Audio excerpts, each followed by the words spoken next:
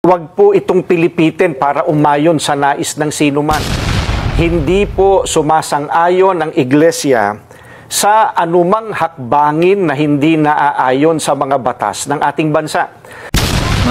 Magandang araw po mga kababayan. Narito po ulit ang inyong Masa Masid para magbigay tayo ng ating mga reaksyon patungkol dito sa mga nangyayari dito sa ating bayan.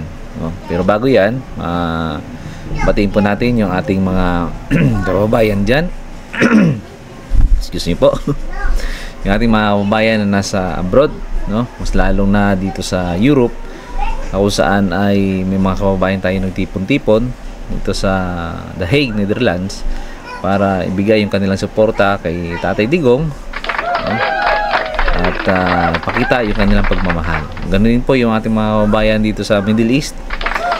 Magandang araw po sa inyong lahat. Nawa po ay nasa maayos tayong mga kalagayan, at ganoon din po sa mga kababayan natin dito sa Pilipinas. Pagdasal natin yung ating Tatay Digong. Sa lahat naman na galit kay Pangulong Duterte at nagsasabi na tama lang yung nangyari, so nasa inyo na po yan, mga kababayan. So hindi naman natin ma-please yung bawat isa. Okay? So ngayon, pag-usapan natin yung naging pahayag ng Iglesia ni Cristo patungkol dito sa nangyari sa paghuli at pagpapadala kay dating Pangulong Duterte doon sa The Hague, Netherlands, para doon litisin. So mamaya, bigyan natin ng reaksyon yung mga punto at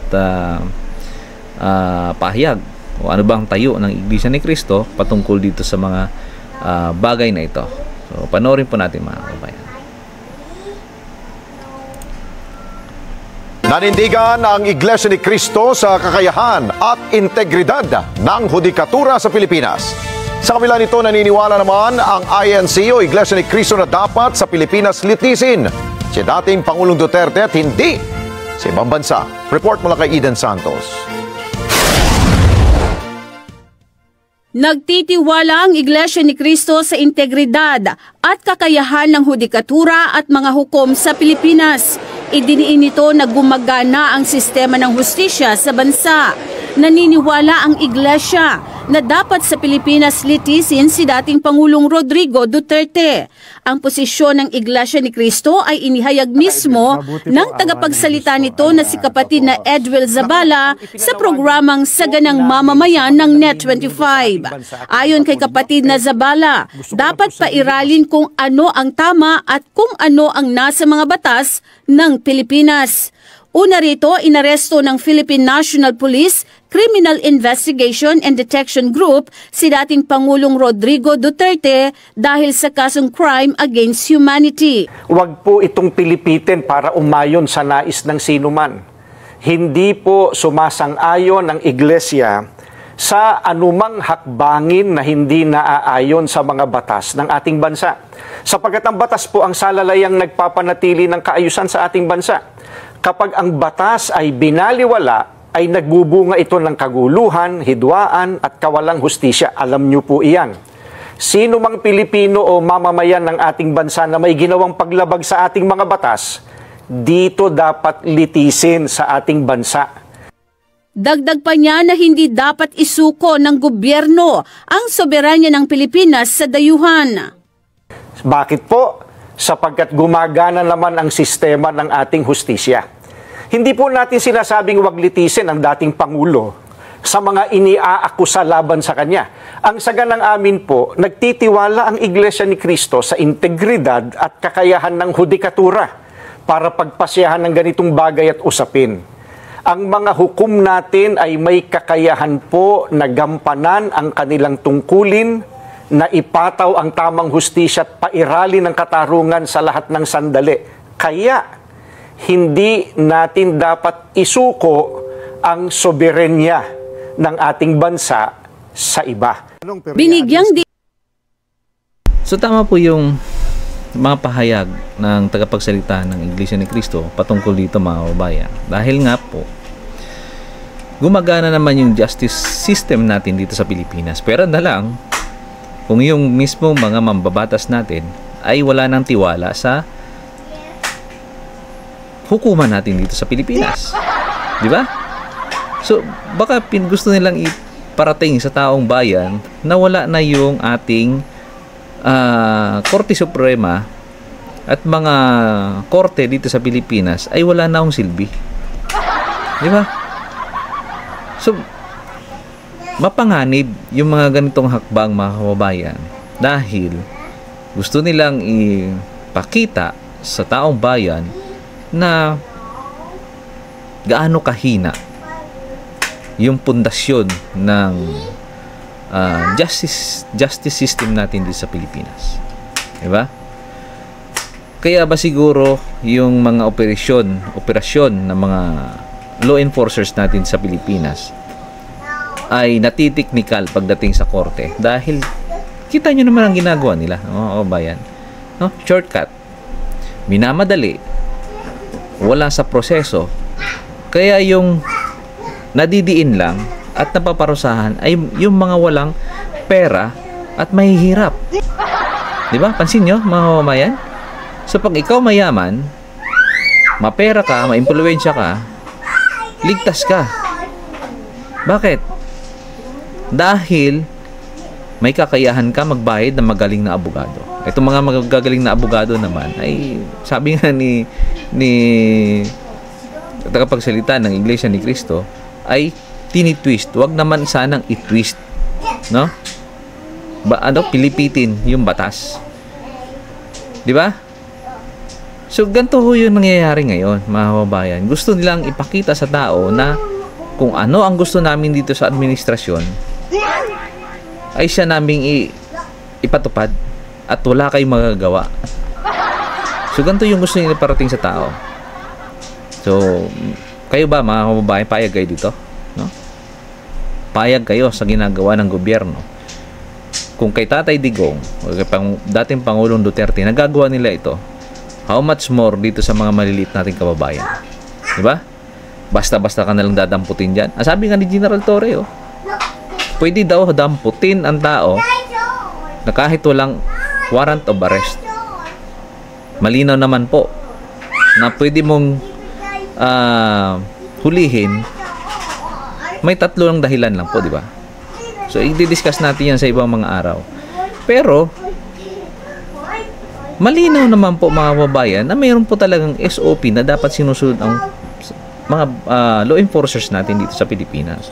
Kaya lang, nangyayari, sila mismo ay hindi nila sinusunod ito. Kaya madalas sa mga kaso, mas lalo yung mga mayayaman ang involved, natiteknikal at napapawalang sala. Di ba? So, ganito yung ginawa nila kay Pangulong Duterte. Minadali nila. Hindi nila binigyan ng tamang oras para makapag-file o mga pagdulog sa Korte Suprema ng kung ano man yung legal na hakbang na dapat ginawa ng kampo ni Pangulong Duterte. At saka hinarangan nila sa labas para hindi makapasok. So, di ba? Ganito yung ginagawa ng gobyerno ngayon, mga kababayan. So, kayo po, sang-ayon po ba kayo dito? Tuloy natin. Hindi ni kapatid na Zabala na ang hindi pakikinig ng mga namumuno sa gobyerno sa panawagan ng iglesia sa isinagawang National Rally for Peace ay nagresulta ng kaguluhan sa bansa.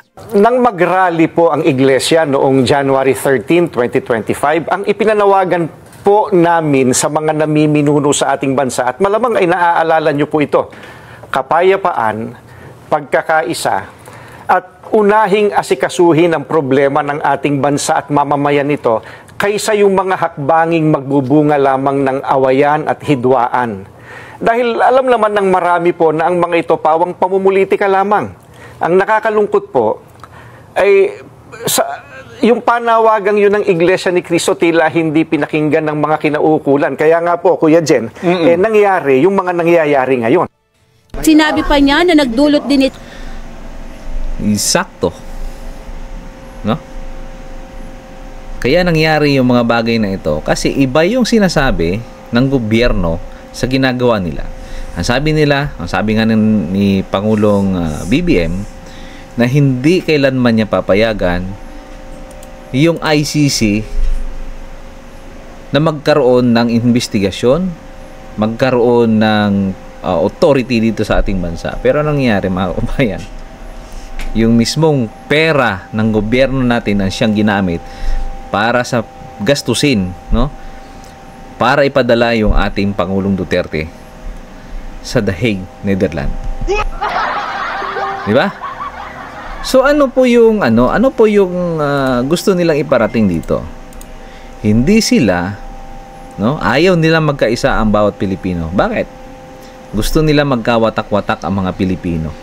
Kasi kung gusto nilang buuin at pagsama-sama ang mga Pilipino at magkaisa, walang ganitong mangyayari.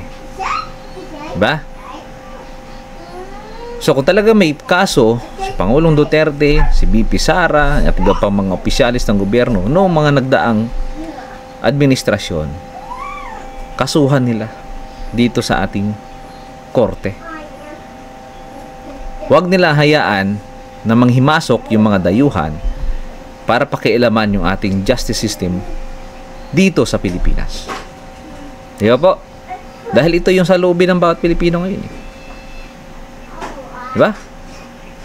Ang saloobin ng bawat Pilipino ngayon, bakit nyo ginawa yung hindi dapat gawin sa kababayan natin? Kung tayo nga, no, yung mga kababayan natin, pag nakulong sa ibang bansa, ginagastusan natin para mapauwi dito sa Pilipinas. Pero ito, kakaibang kaso. Ginastusan natin para ipadala dun sa dayuhan, yung dating Pangulo. Diba? So, patas ba ang gobyerno ngayon? So, malinaw mga kababayan na simula pa lang ay talagang nasa plano na po nila. No? Dahil iba yung ginagawa, ay iba yung sinasabi, pero iba yung ginagawa. Ang sabi, magkaisa, magtulungan, pero anong ginawa nila? No? Diniin yung mga Duterte. Bakit? Dahil meron silang mga sariling agenda. Diba, mga kababayan? Panoorin po natin, tapusin po natin ito. Ito ng pagkakabahabahagi, hindi lang sa gobyerno, kundi maging sa mga mamamayan. Hindi naman po natin may tatatwa ng sino man. Matindi ang pagkakabahabahagi ngayon ng mga nasa gobyerno hanggang sa ating mga mamamayan. Hindi lamang tayong mga Pilipino ang nakakaalam na hindi tayo nagkakaisa. Ang nakakalungkot, maging ang mga taga-ibang bansang nagmamasid sa kaganapan po rito ngayon sa Pilipinas, alam na alam nila. Eden Santos para sa Mata ng Agila. So yun po, no, mga kababayan. So, malinaw po yan. Yung tayo ng Iglesia ni Cristo ay hindi sang-ayon sa mga nangyayari ngayon sa ating bansa. So anong next na gagawin ng Iglesia ni Cristo dito? Diba? So syempre, gagawa sila ng mga hakbang para ipahayag na sila ay tutol nga dito sa mga nangyayari dito sa ating bansa. Dahil puro na lang pamumulitika at tayo ay nagkawatak-watak, nagkahati-hati. Ngayon, hindi na natin alam kung ano na nangyayari sa pondo ng bayan. Hindi na natin alam kung ano na ba yung saan na ba yung pera ng taong bayan. Dahil busy tayo dito, no? Sa ginawa nila dito kay Pangulong Duterte. O imbis na magkaisa tayo, ano nangyari? Patak-patak tayo. Bangayan dito, bangayan doon. O paano tayo unlad yan, mga kababayan? Meron pa ba tayong pag-asa? No? Na magkaisa at magtutulungan? Kasi kung ganito yung gobyerno natin na hindi man niya mapag-isa ang taong bayan, iba na po yan, mga kababayan. Meron po silang ginagawa dyan para tayo ay hindi magkaroon ng pagkakaisa. Pag walang pagkakaisa, paano tayo uunlad? Paano tayo magtulungan para maibangon yung karangalan at ekonomiya ng bansa? Diba? Kanyahan na tayo. Parang sa isang pamilya yan. Ang nanay, ang tatay, yung mga anak, pagka ikaw, anak, hindi nakikinig sa magulang, dapat kang disiplinahin. Pero kung ikaw tatay, pinag-iinitan mo lagi ang nanay, inaaway mo palagi ang nanay, no? Sinasaktan mo palagi, yung mga anak hindi mo mabubuo yan. Mag-aaway at mag-aaway yung mga yan. Bakit? Yun ang nakikita sa inyo eh. Di ba? Yun ang naririnig nila sa inyo. So, meron bang pagkakaisa doon sa pamilya? Magkakawatak-watak yan, mga kababayan. Maglalaban-laban yan. At ang masama pa nito, wasak ang pamilya. Dahil may mga anak dyan na hindi mag-aaral, maglalayas, no? Gagamit ng droga, maglalasing, sisirain ang buhay. Ganon ang nangyayari sa bansa natin ngayon, mga kababayan. Dahil hindi nagkakaisa, watak-watak, ito na, kanya-kanya na. Naglipa na ang krimen, yung droga, yung mga anak natin sa school. Hindi natin sigurado kung ano na ba yung nangyayari sa development ng pag-aaral nila. Dahil wala malinaw na programa.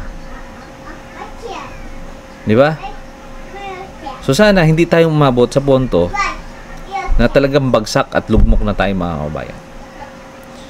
So kayo po, ano ang tayo nyo sa mga bagay na nangyayari sa ngayon?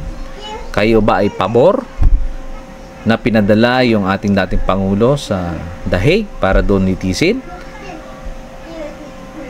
Sang-ayon ba kayo sa ginawa ng gobyernong ito?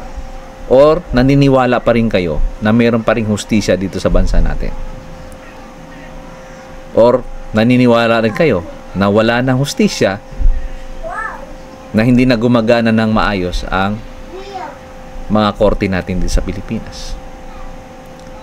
So, kung ano man yung mga sagot niya, mga kababayan, pakilagay po dyan. I-comment nyo po. At dyan tayo magpalitan ng idea o komento. So, yun naman po, mga kababayan, yung ating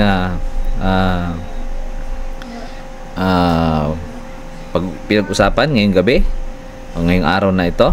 Sana po ay pagdasal natin yung kapwa Pilipino natin.